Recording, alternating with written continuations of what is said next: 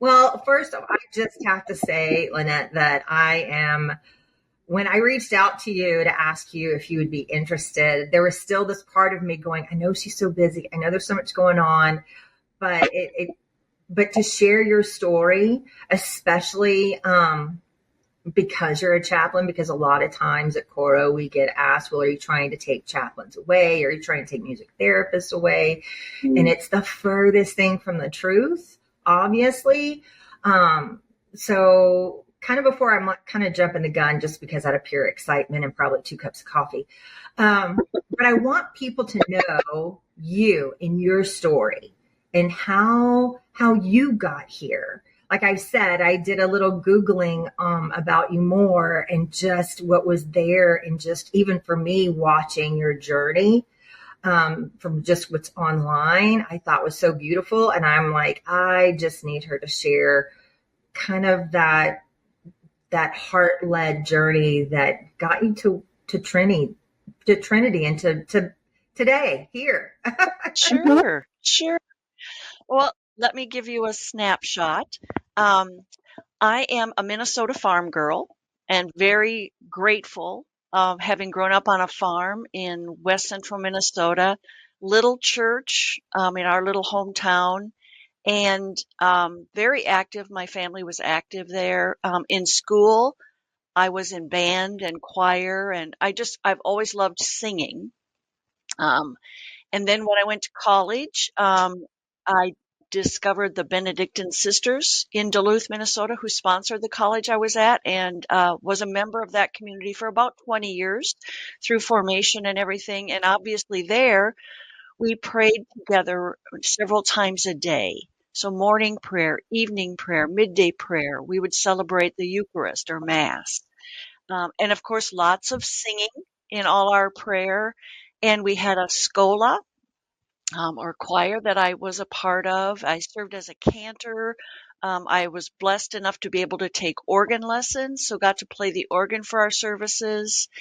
And then later, and during that time, I was in campus ministry at our college, and then was able to go to grad school to go into healthcare administration, which was kind of a zig in my ziggy zaggy life. So I was in healthcare administration for many years, for a while in operations, but then I moved into mission integration. And I think it was a way of helping to lead me back home to where my real love is, which is things like our meaning and purpose, spiritual care, ethics, community benefits. So reaching out into the broader community to help people who just need a little support. And I left our community, but continued in healthcare administration and always focused in those areas of mission integration, formation, helping people connect to our mission and ministry, core values, spiritual care. And then my husband and I were in Lexington, Kentucky, and I was in another one of those administrative jobs. And I realized that the time had come for me to leave administration and get back to my pastoral roots, as I call them. So I was blessed enough to be able to engage the Clinical Pastoral Education Program, or CPE, chaplaincy training at University of Kentucky hospitals. I did an internship and then a full year residency there, and absolutely loved it. It was painful and wonderful altogether. And then I saw the ad for a mission and spiritual care leader chaplain here at St. Joseph of the Pines, part of Trinity Health. We're in Southern Pines, North Carolina. And I knew instantly that was for me because I love senior communities, and I like the ability to journey with people over time, as much or as a little as they wish. And so I came here about 4.5 years ago, and love it. Just love it. Wow. See, there is even more to that story than even what I knew. Oh my goodness. I'm curious because you came from a hospital setting to long-term care, and you kind of touched base a little bit about your driving, that you want to have more of a connection for the longevity. I mean, outside of that, like, what are some other differences between being a chaplain in a hospital versus a chaplain in long-term care? For me, when I was in administration, for example, when I was in Wichita, Kansas, via Christie Health, we had physician practices, acute care, and we had senior communities. And my sense in acute care, and my time as a chaplain resident, you're going into situations that tend to be more intense. You're in acute care. So in an ICU, where people are struggling to make decisions, do we continue this course of medical treatment, or do we transition to comfort care and look at hospice? Um, and I think here in senior communities, we have independent living, assisted living, memory support, long-term skilled nursing, and short-term rehab. And so it's an opportunity to meet people in all those stages of their life, um, and journey with some folks in independent living who are, doing fine. They're out there living their lives. Maybe they may still be engaged in their local church, and I rarely see them. And others who aren't maybe able to travel as much or drive, and they choose to worship it in our chapel, our independent living chapels, um, walking with them through the grief of losing a spouse. And in acute care, you encounter that, but then they go home. The family goes home. Here, I have the opportunity to journey with that spouse or other family members. We often have the funeral service or a memorial service here, and that Oh, spouse wow. is still in our community. And so it's an opportunity to touch base, again, as little or as much as that person wishes. And then also in that way, ministering to the whole community, because our residents have lost a neighbor. And so it's being mindful of who is their circle of friends here, and how do we help our community acknowledge this loss. On the flip side, we have a number of residents who are 100 years of age and older. So it's celebrating that. There's so much celebrating that goes on in our community. So, someone's having a 100th birthday, now 101, now 105, now 106, celebrating that Wow. and rejoicing that this person, and most of these folks are up and moving and sharp, and it's amazing. So being able to engage our community in all the dimensions of life. Someone has a new great grandchild, and they're showing pictures to everybody, or the family comes to visit, so they're bringing them all around the dining room. It's all of that. It's all of that, which I really like. Mhm. And it's so funny because you just hit on a top of something that I hadn't even thought through. Instead of just that it's the celebration, but then it's also the community and their loss, because we'll have conversations over the years of like, yes, they lost a spouse, or a spouse, they're in independent living and their spouse needs to go to memory care, and that's a process and everything.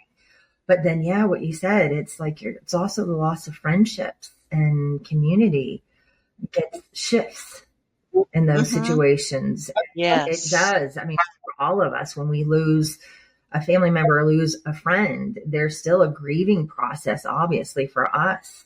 But a lot of times, I mean, we all live our own lives in our own little silos, but you're in a community where everyone knew that person. So yeah, I love that. I love that. Another thing that's really neat in that regard is we had a couple move into independent living, and the husband had had some health challenges and went down very fast right after they moved in. Oh, And wow. I happened to be in one of the living areas in that apartment building when his wife and daughter returned after his death. And there were 3 or 4 women there. All of them had been widowed. and they just encircled her. And they had met them when they moved in, and they'd kind of been keeping up with her. And I just sat back and watched it, and I said, this is why community is so important. And they were very respectful, that she was tired, but also said, we're here. We are here. It was beautiful, beautiful. Power in that, of knowing, even though she, like you said, she's tired, she may not even know how to communicate, but it's just, she's not alone. Because that is a big conversation that, I mean, even as us as adult children are having with our parents, is that they feel the shift of going into a community. They feel they're going to be alone. And really, I think if you pick the right place to call home, you're going to find a community there that's going to do things just like that.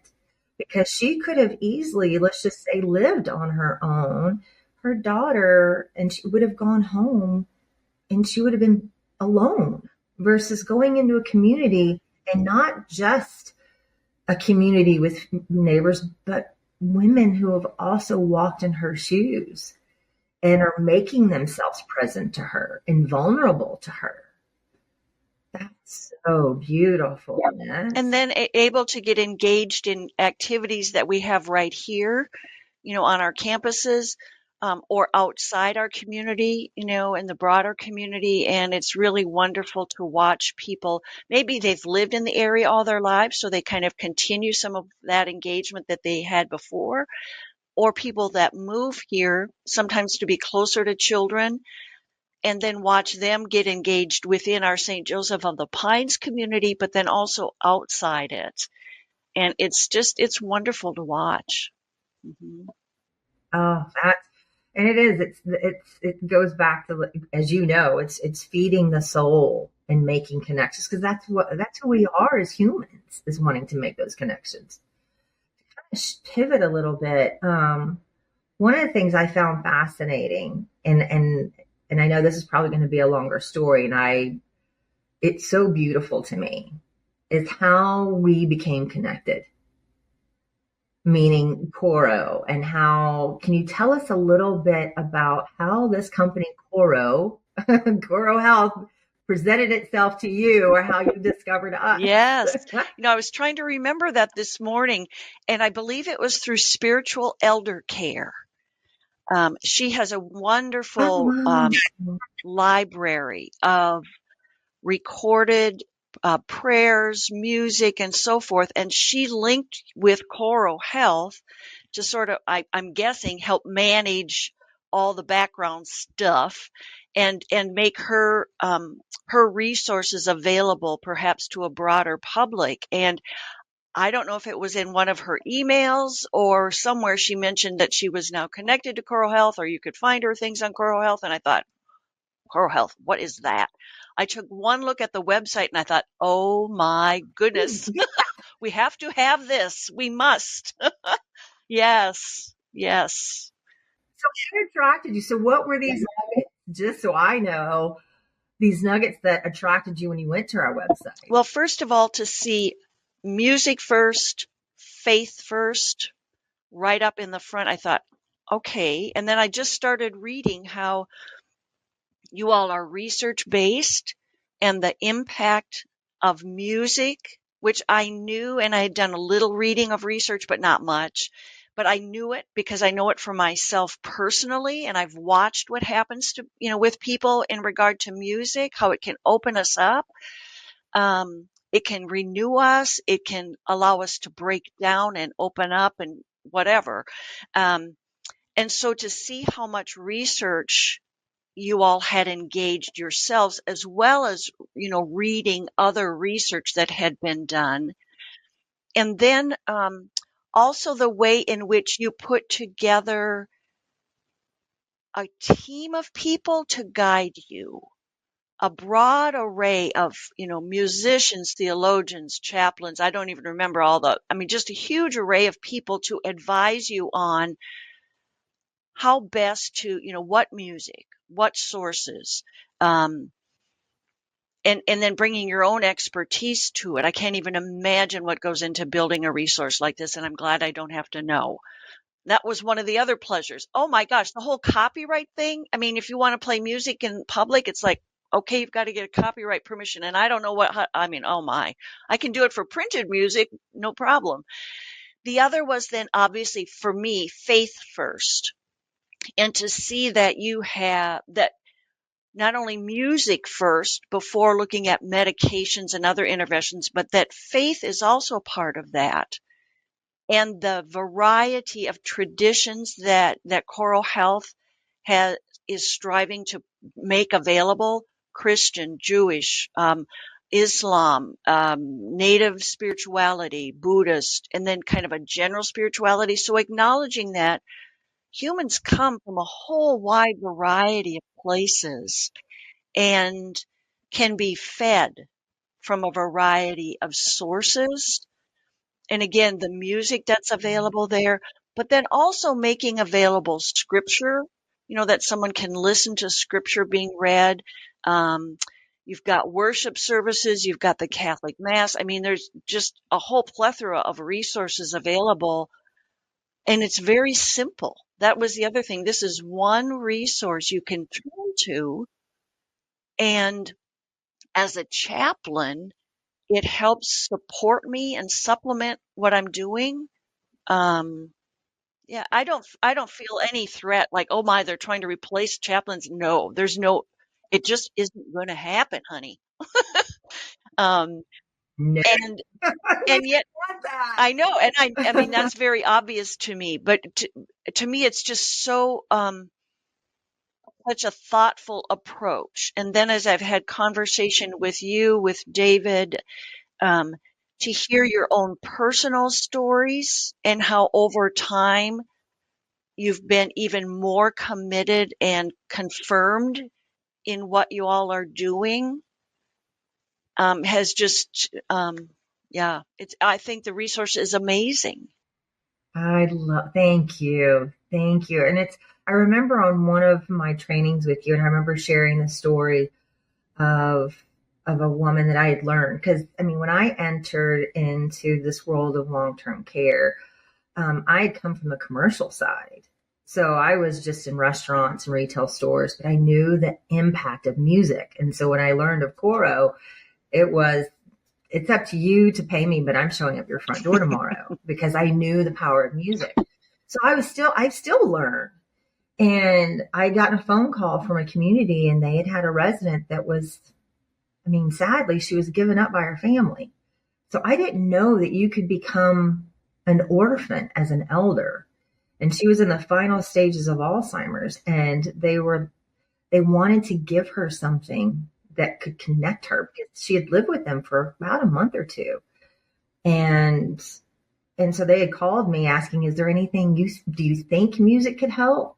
And so luckily they lived relatively close. I sat beside her. She was in a wheelchair, and we were trying different kind of the top 40s of different eras and all this, trying to figure out where she was in her lifeline. And it wasn't until I got to hymns, then it was like the second or third hymn that I played. All of a sudden she sits up, she says, wow, amen, and starts to rock side to side. All of us are in tears. And the head of nursing, the director of nursing, she's in tears at that moment too. She's like, this is the first time we've ever heard her voice. And it goes back to so many of us. I mean, we're all introduced to music the exact same way. It doesn't matter your age, your beliefs, anything. It was our mother's heartbeat. And so that's where rhythm is first set into us. And then outside of that, usually the first introduction of music is sitting in a pew at whatever our community of faith is. And I share that just because I know that you have, you met Coro. Kind of tell us the process on how you were able to get Coro into your community. I started by sharing it with our activity directors in our skilled nursing rehab building and in our assisted living memory care. And they'd had some kind of a music program here at the health center where I'm happen to be sitting right now. And the activity director team uses it, as part of their work. So appreciated it very much. In assisted living, our activity leader there is a trained music therapist. So to me, she and I were like, hooked at the hip right away. And so then I went to our, leaders and said, really want to do this.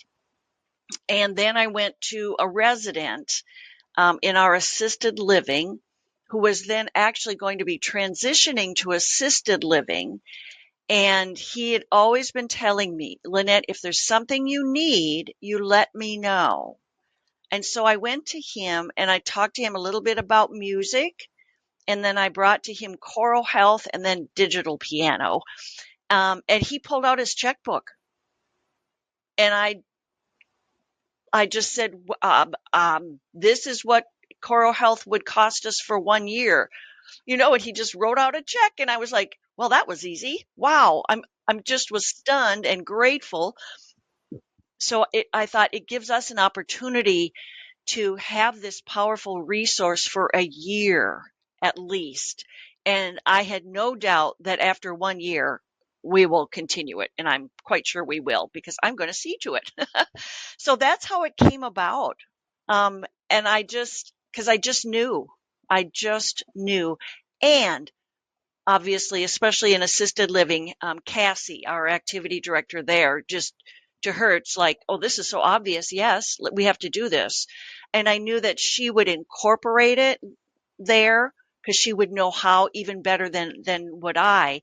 And so we started in our assisted living.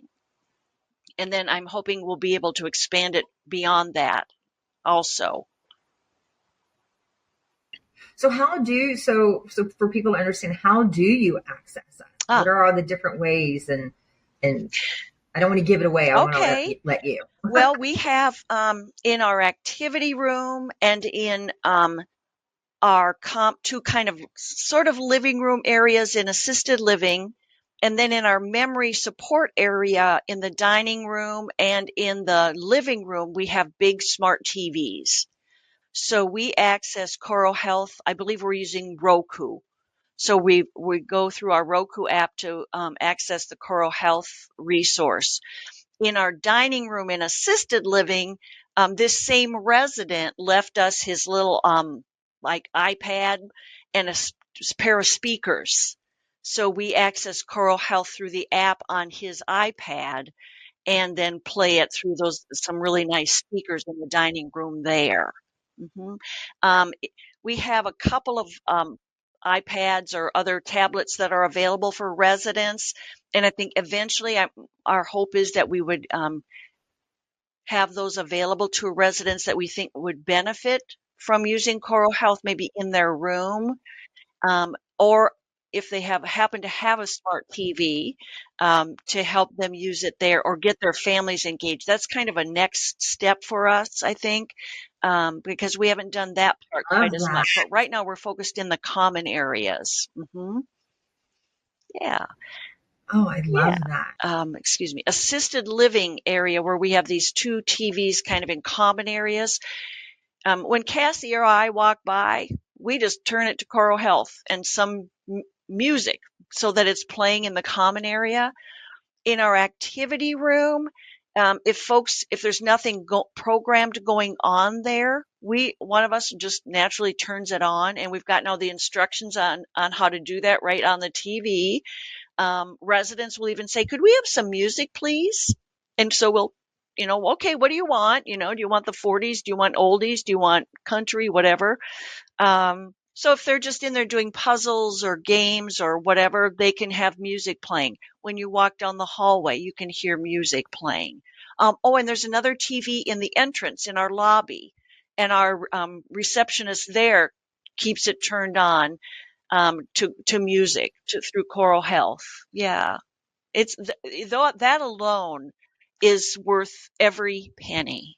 Oh, Hmm. wow. I mean, that's the one thing, I mean, you and I have talked about before, but it's like every space has a sound to it. And sometimes that sound is quiet. And or sometimes that sound of distant conversations or medical devices that you can hear. But being able to have those environments and being able to not, it's like you've received emails from me. My signature is that care in the air, because that's what it is you're providing care by just having music on, because it's still a connection for people.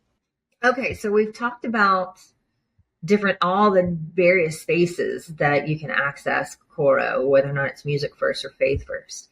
But now I want to hear about any of the stories.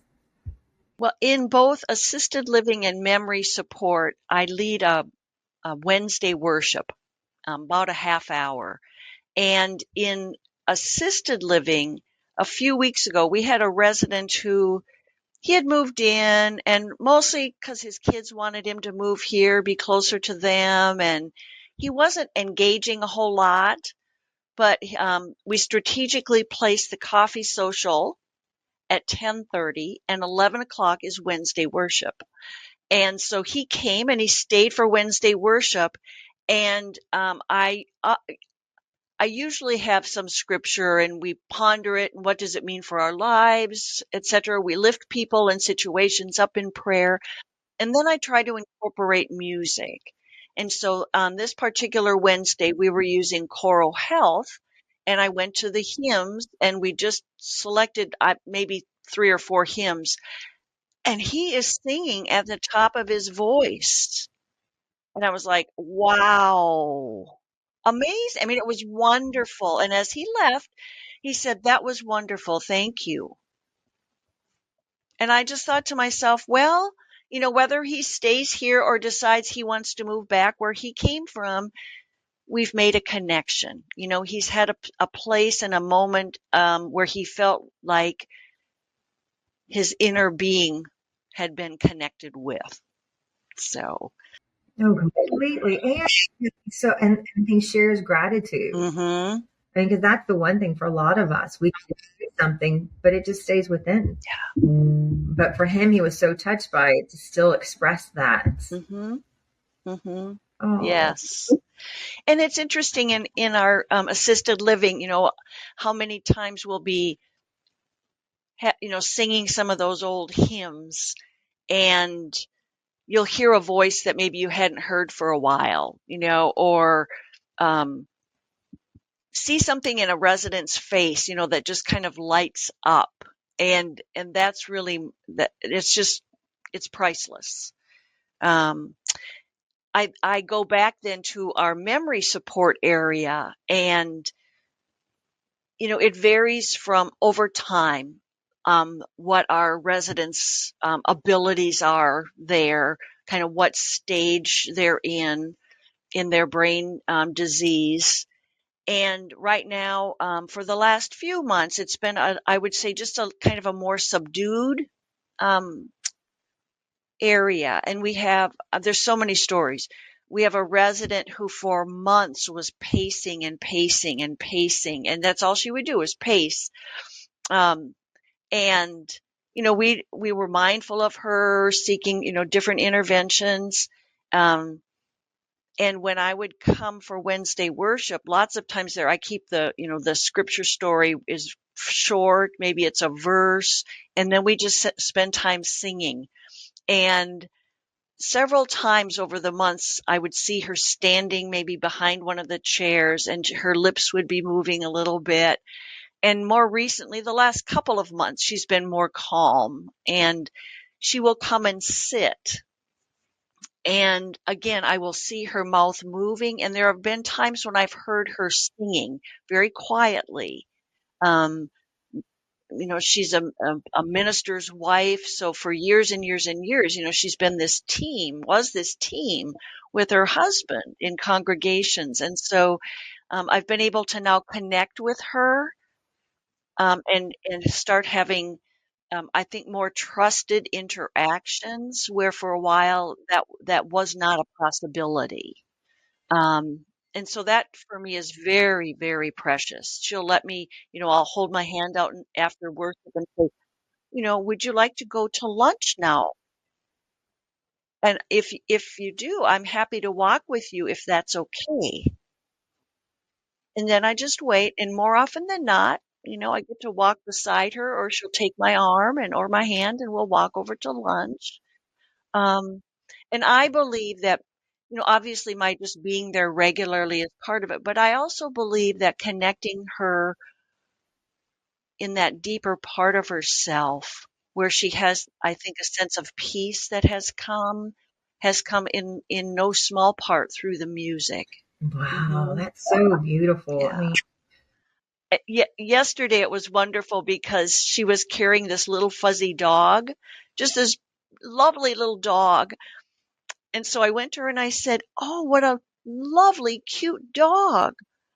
What does your dog have a name?" And she said, "It needs one." And then she said something that wasn't real clear to me, but I said, "Well, I think that's lovely." And then she handed me the dog. And I said, "Oh, I said, may I hold him?" And she just, held him out to me. So I held him throughout most of Wednesday worship. And she came over to me partway through, our time together. And so I said, "Would you like your dog?" And so she took him, but then she handed him right back to me. It was just so wonderful to have that interaction. well, I mean, that's the one thing that I've learned over the years when it comes to especially just reaching out to someone where they are versus us trying to pull them where we are. That tug of war um, can create, honestly, emotional, what I call is emotional purgatory because there's such a struggle.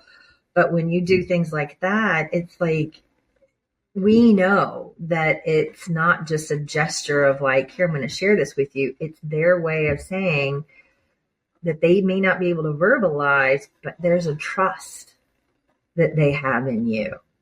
And they love the way they feel when they're in your presence. Hmm. Yes.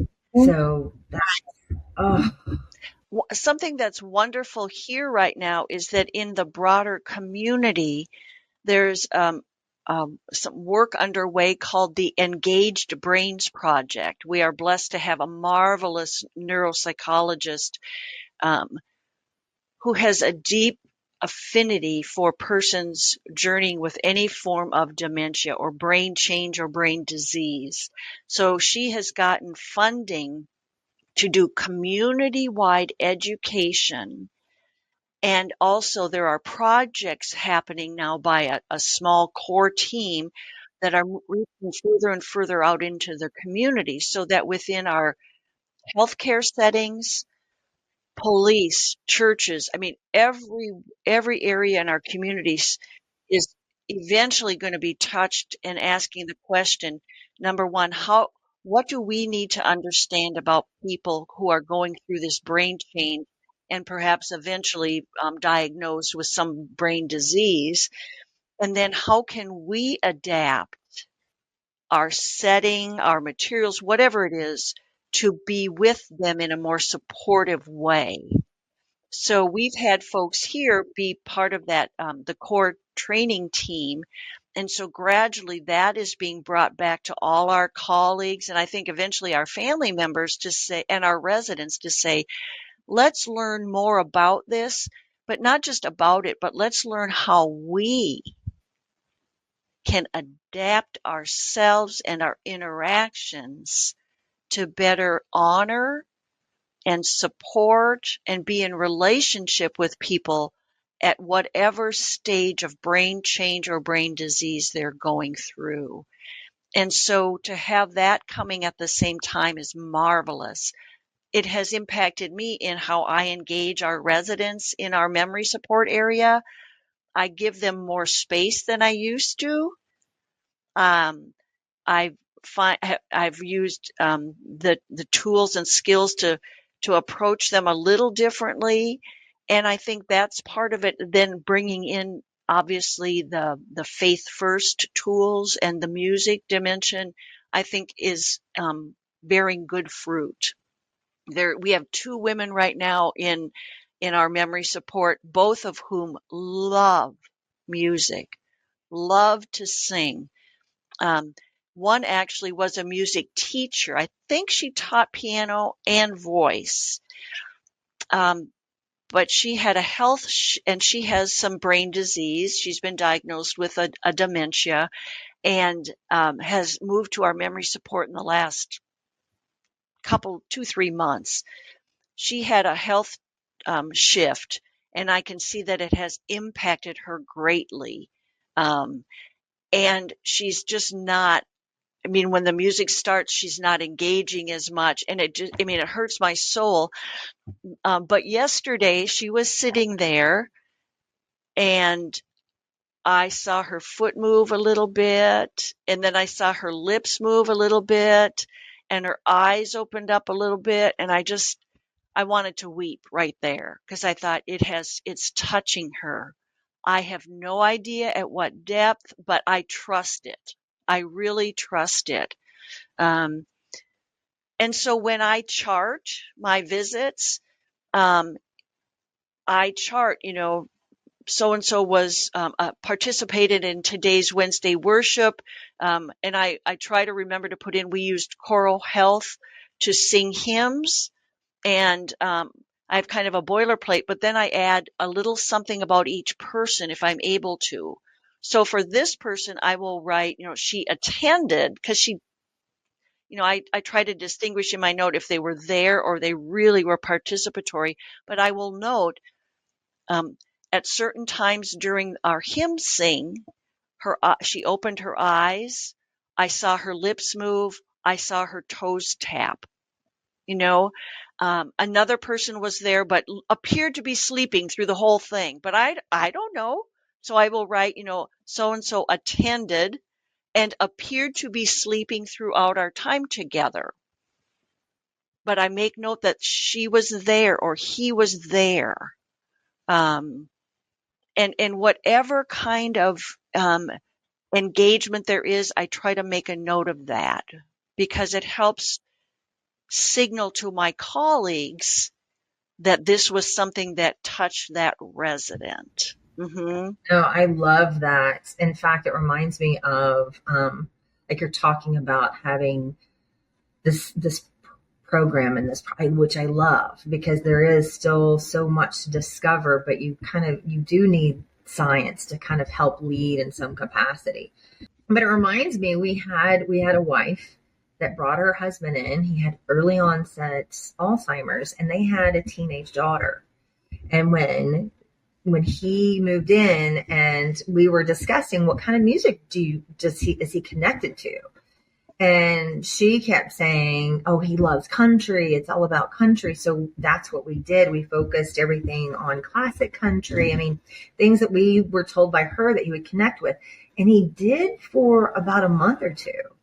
And then I got a phone call from the activities director saying he's just not the same. Like he's not singing. He's not kind of dancing a little bit in the hallways like he used to and all this. And so yet again, because you're where you are in your lifeline when it's this disease, he had a shift. And the first cueing of that was that his preference in music had shifted. And so that's what we were able to identify, because then having more conversations about his life, found out that he had been a high school band leader and that he loved jazz and he loved like Tony Dorsey. I mean, so we shifted out of country and played all of it. Then he lit it all back up again. So it was using the power of music was the first cueing that he had a significant shift in his journey. Mm-hmm. Oh, wonderful. Wonderful. Oh, one of the things I want to be sure to highlight is the work of our activities director, Cassie. She actually schedules different programming from Coro Health into our memory support resident calendar. and I made note of it for myself. Like Sunday mornings, she has the Sunday Catholic Mass. They do a hymn sing along, and they do another Sunday worship. Um, Back in that area, we also use she uses the old time radio in the evening, often, like maybe 3 nights a week, and Care Radio programmed like at 7 o'clock in the evening in their living room area. They do sing-alongs. They use the music trivia. Um, and now we've gotten a TV into their dining room area so that at mealtime they're able to use the dining menu, if you will, from Coro Health. And after, it's really neat. After Wednesday worship, I will turn that TV from the worship music. I'll just say, okay, folks, what do you want to hear? I'll usually switch it to dining to kind of link over to their dining room. And sometimes they'll pick something, but otherwise I just pick. And then I just start dancing around, because I figure whatever, I'm getting old. I can do what I want. And so once in a while, I'll get somebody, they're just moving around in their chair. I got one person to get up and kind of dance with me on the way over to the dining room. And then she said, "Ooh, I need to slow down." It was so fun. And so I thought, one of my goals now after Wednesday worship, because it's right before lunch for them, is I want to see if I can get one or two people just to kind of get up and move just a little bit with me, and we'll see. Yeah. And it's such a wonderful resource. I think I mentioned earlier, our next really phase will be to help engage our colleagues a bit more and our families. We have not done that as well as I think we could, as well as our residents for use in their own rooms at the Coventry. And the way you're saying, like, we have a couple of residents who are showing some sundowning. So, when Mr. Smith starts, wandering and showing that behavior, how can we engage him in the kind of music that would touch him deeply to calm and relax and feel more at peace?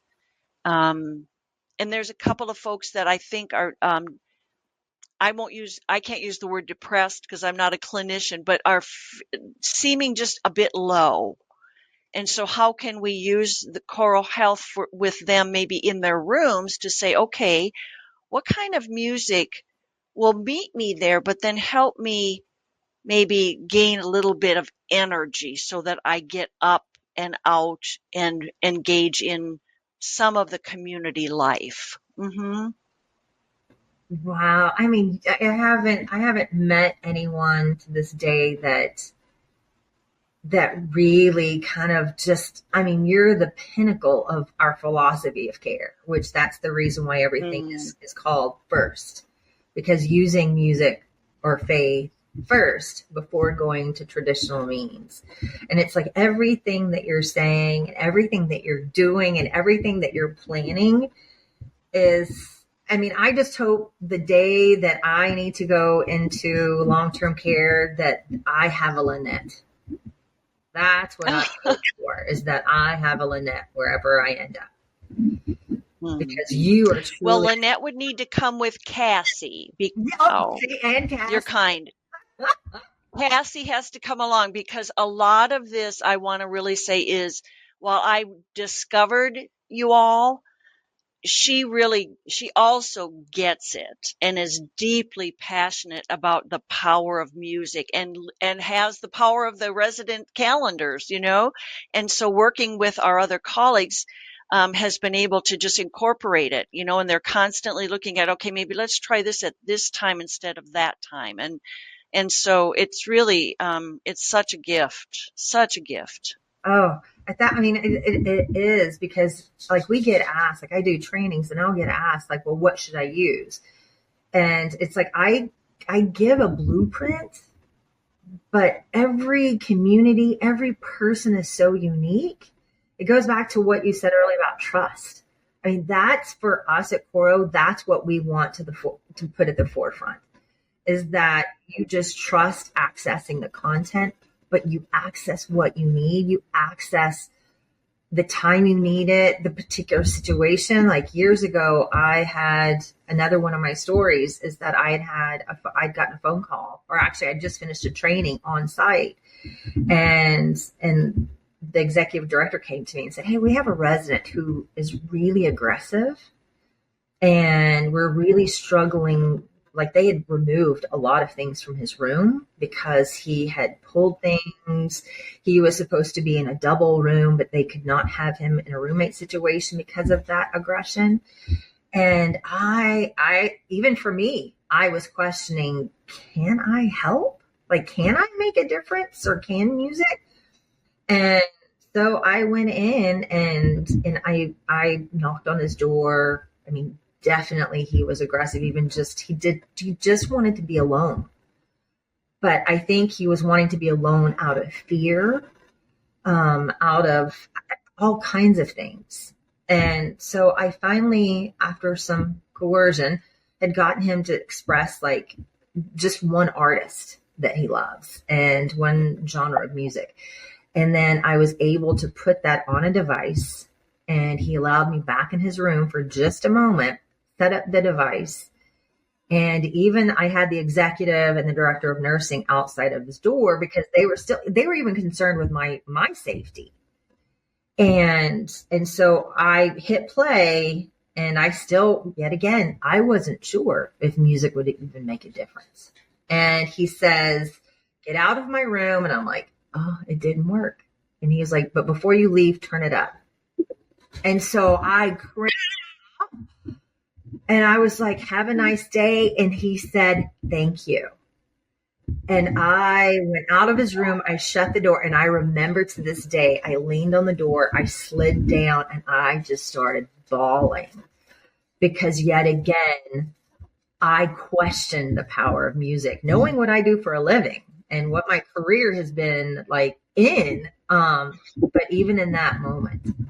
So it is. So it's like you take music. I mean, it goes back to using music first and giving it a few moments, just like the resident I was saying with you earlier. We tried so many things, but we finally got it right. You can't overdose. There are no contraindications. There are no side effects, except for maybe some toe tapping and some singing and all of that. But these are all happy hormones, and you're reducing cortisol levels. I mean, all of that kind of stuff. But I mean, we could sit there and talk about the science of what goes on with your body, but it's really those moments when you see them smile, when you, like you said, there's so much that our eyes say when our voice can't. And just to make those connections that you have with those residents and what Cassie's doing and how Cassie's trying something different when she's not doing the same thing, expecting results, that yet again, she's trying to pull them into her world. But what she's doing is she's going into their world and finding where she can meet them. And that can't be taught. That is heart driven 1000%. I want us to expand it. I'm just kind of sitting here going, ah. I would love to see it in other settings, in our local community. And I think we'll get there. There's just so much, coming out of COVID, it has been astounding how hard that process has been of just, getting staffing back, getting volunteers back, just kind of finding a rhythm again. I've been surprised by that. And I think down the road a bit, I really am confident we'll be able to bring Coro Health into a couple other of our settings. And again, it takes time to engage our staff and help them understand how it can work, and the power of music in a residence room or a common area. In our health center, for example, we have TVs in every room. We don't have Coro Health, but we have a cable subscription that has lots of music channels.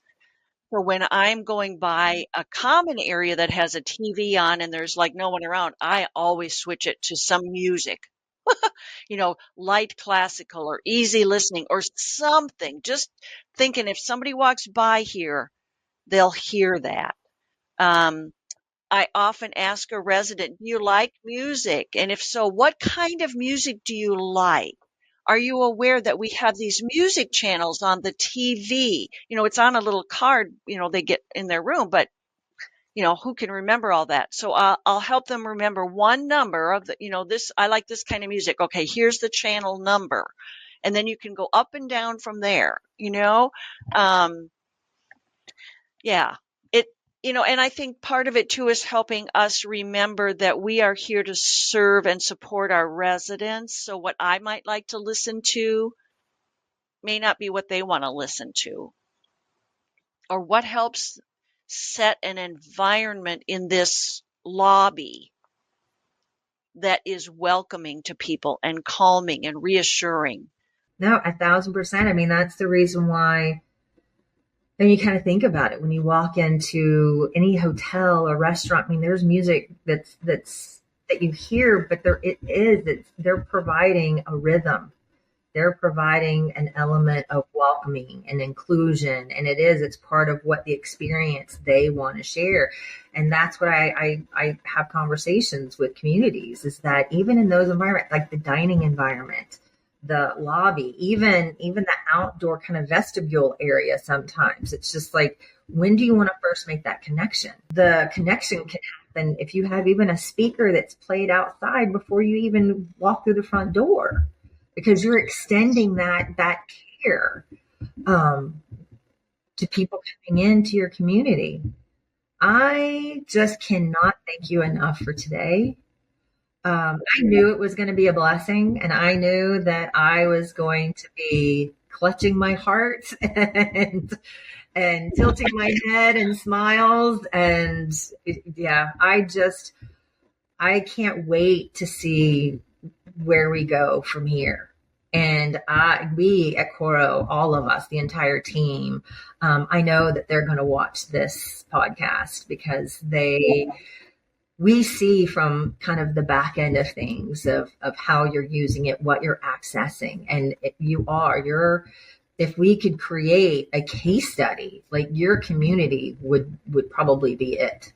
Well, thank you, beyond words, my friends. I love that our companies are partnering together and all that. But personally, I just have to tell you, I am so blessed to be able to call you a friend. And I cannot show gratitude enough in appreciation of what you do for your community. It's my honor and my joy to be here. Thank you.